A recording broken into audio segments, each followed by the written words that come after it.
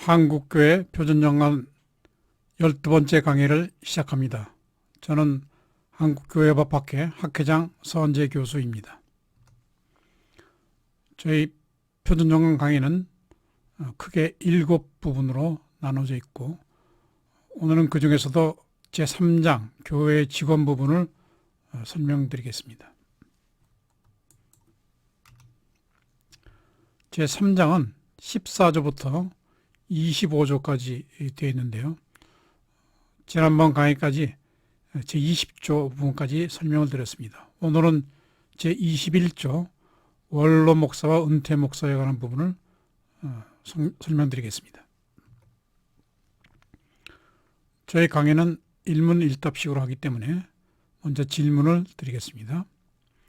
담임 목사님이 정년이 되면 교회에서는 어떤 예우를 해야 하나요? 원로 목사님은 어떤 지위에 있나요? 이런 질문을 이제 하게 됩니다. 제21조가 여기에 대해서 규정해 놓고 있습니다. 제가 읽겠습니다. 제21조 원로 목사와 은퇴 목사 1항 본교회에서 20년 이상 심우한 목사는 은퇴 후 그 명예를 보존하기 위해 원로 목사로 추대할 수 있다. 2항 원로 목사의 추대는 당회와 교인청의 결의를 하고 노회의 허락을 받아야 한다. 3항 원로 목사와 은퇴 목사의 예우는 시행세칙으로 따로 정한다. 그럼 4항 괄호가 쳐져 있습니다.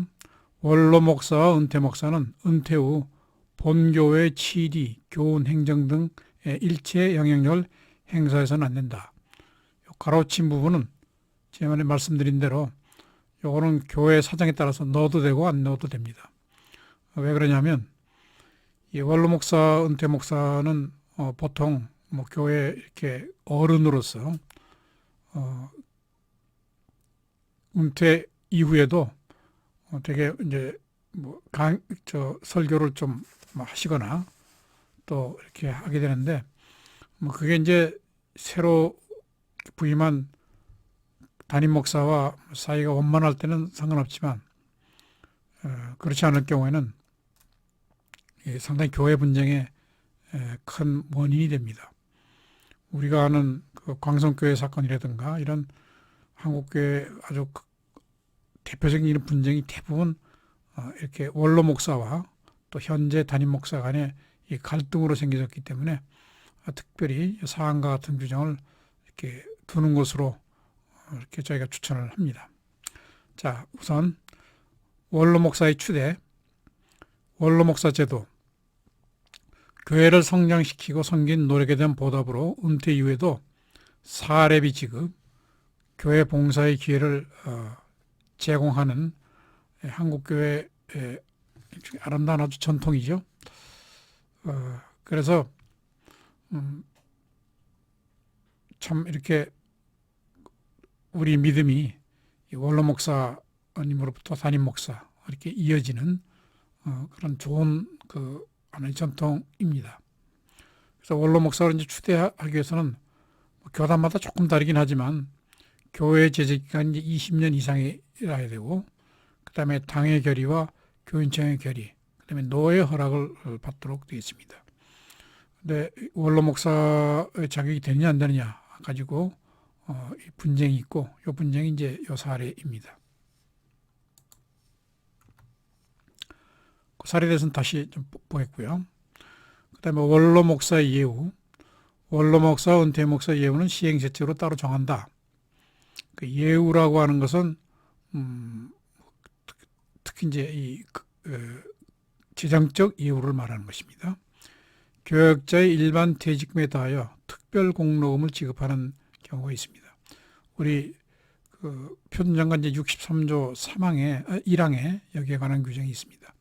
대개 이제 원로 목사 같은 경우에는 교회를 이제 개척해서 30년, 40년 이렇게 교회를 성장시킨 이런 이제 특별한 그 공로가 있을 경우에는 일반적인 퇴직금에다가 특별 공로금을 지급하도록 이렇게 이제 됩니다. 또 대부분의 경우에는 이제 목사님이 이제 사택으로 이렇게 평소에 쓰시던 것을 목사님의 이제 개인 명의로 이렇게 이전해 드리는 이러한 이제 경우도 있고요. 또 월 사례금으로 현직 담임 목사님의 70% 정도를 지급하는 이게 보통 이제 관행입니다. 그래서 일반 퇴직금, 뭐 특별 공로금에다가 그 소천할 때까지 현재 목사의 70%를 지급하는 상당히 파격적인 이런 예우죠.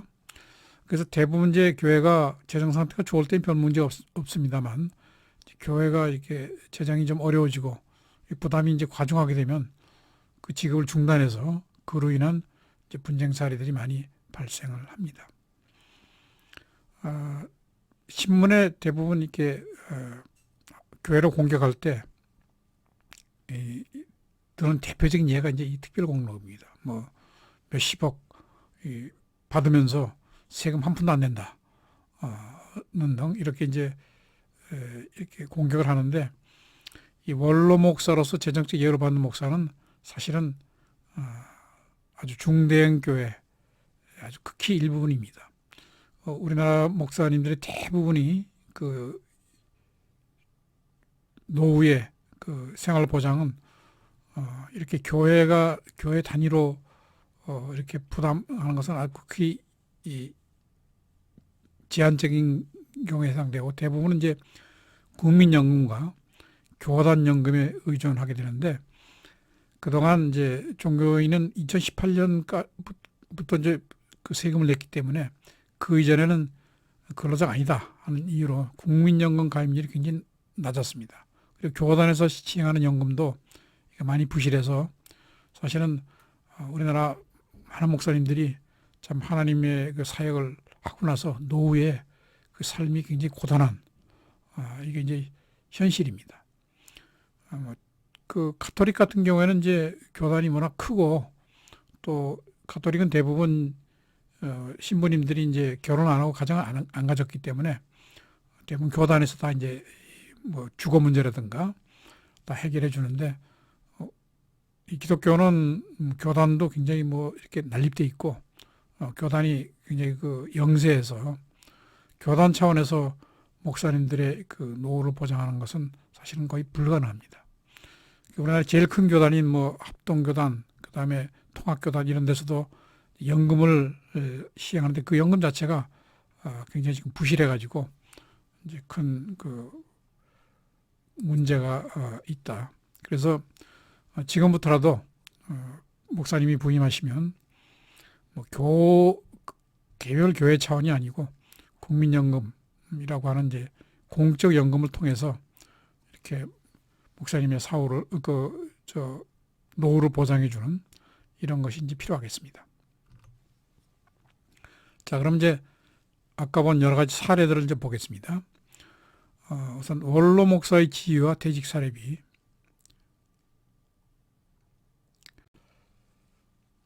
계속해서 말씀드리죠. 을교회는 2007년 공동의회를 개최해서 30년간 교회 담임 목사로 심우한 목사님은 이제 원로 목사로 추대하고 사택을 제공하고 퇴직금 2억 원, 그다음에 월 사례비를 후임 목사 사례비의 70%로 지급하기로 하는 결의를 했습니다.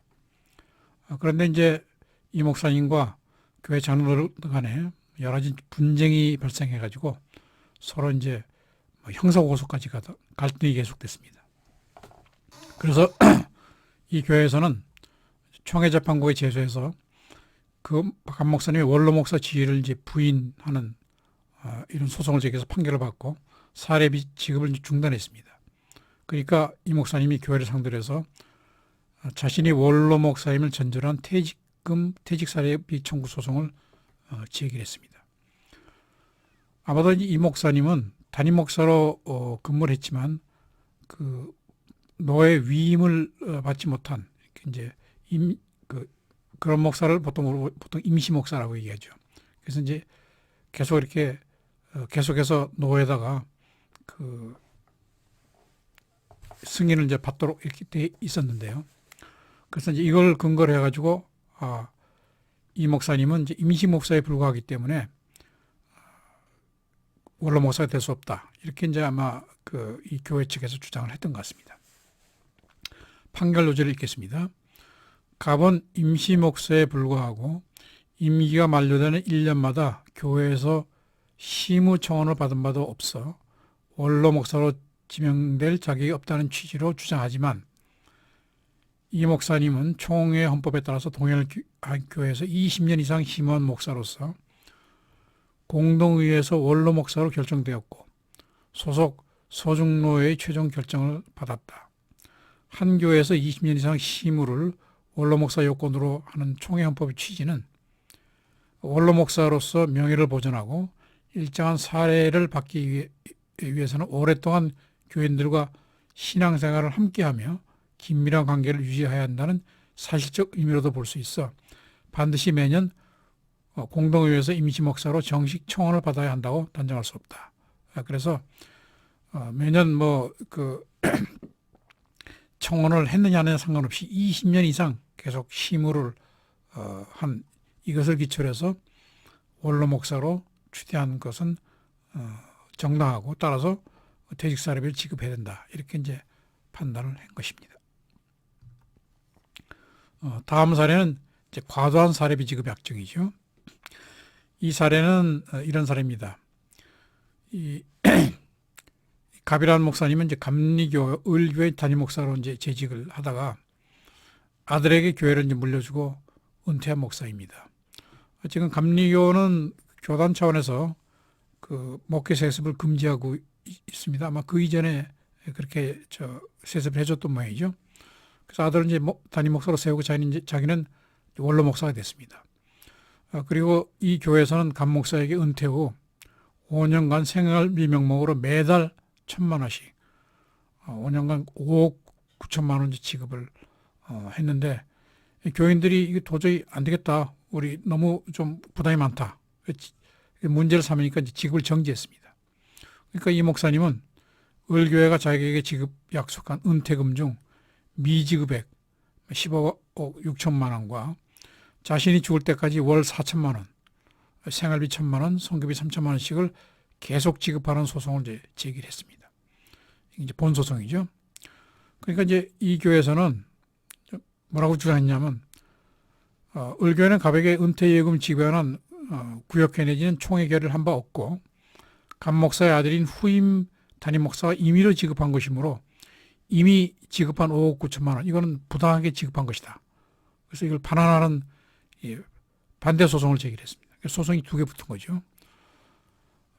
그래서 판결 요지가 이렇습니다. 감리교 헌법인 교리와 장정은 교역자의 은퇴와 은급, 퇴직금에 관한 결정을 구역회의 고유 직무로 규정하고 있으므로 을교회가 갑에게 생활비, 은퇴금 및 성급비 등을 지급하려면 규정에 따라서 구역회 또는 총회에 적법한 결의를 거쳐야 한다.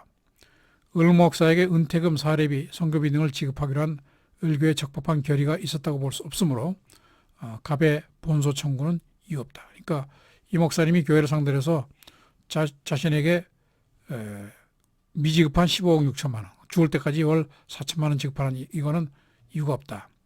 한편 감 목사가 적법한 을교회의 결의가 있었음을 전제로 이미 수령한 5억 9천만 원은 부당한 이득한 것으로 이를 반환할 의무가 있다. 그래서 결국 더 받으려고 하다가 거꾸로 이미 자기가 받은 5억 9천만 원도 토해내야 되는 이러한 판결입니다.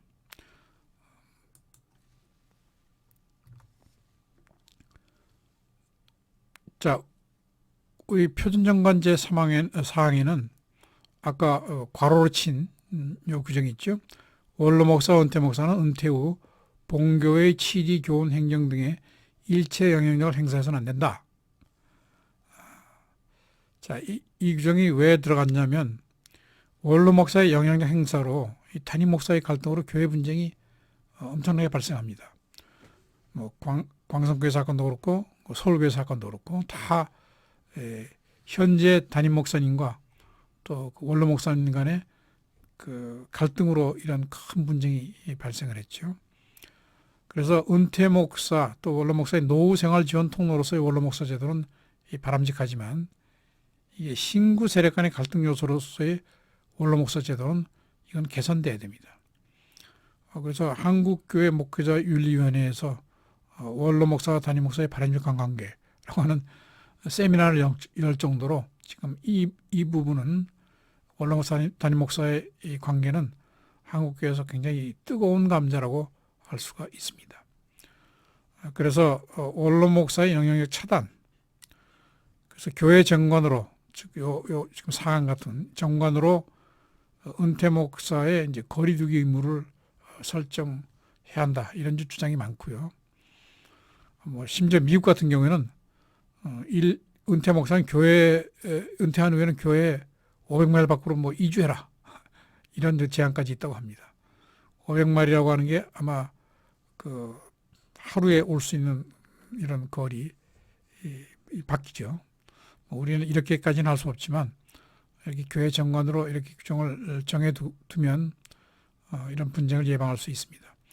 실제로 대부분의 우리 교단에서 이제 존경받는 목사님들은 다 이렇게 일단 교회에서 은퇴하고 나면 딱 그 교회와 거리를 두고 일체에 간섭을 하지 않고, 다만 이제 원로 목사로서의 경험 이런 걸 통해서 혹시라도 이제 교회에서 여러 가지 이렇게 도움을 요청하면 그런 도움을 주는 건 상관없지만 이게 과도해서 이렇게 영향력을 행사하는 이거는 앞으로는 많이 없애야 되겠다, 이런 이제 생각들이 한국교회에 지금 많은 공감을 받고 있습니다. 자, 저는 중앙대학교 명예교수고 대학교에 목사로 심의하고 있습니다. 한국교회법학회 학회장을 맡아 있고요. 개신대학원에서 장로교 헌법과 정치를 강의하고 있습니다. 경청해 주셔서 감사드립니다.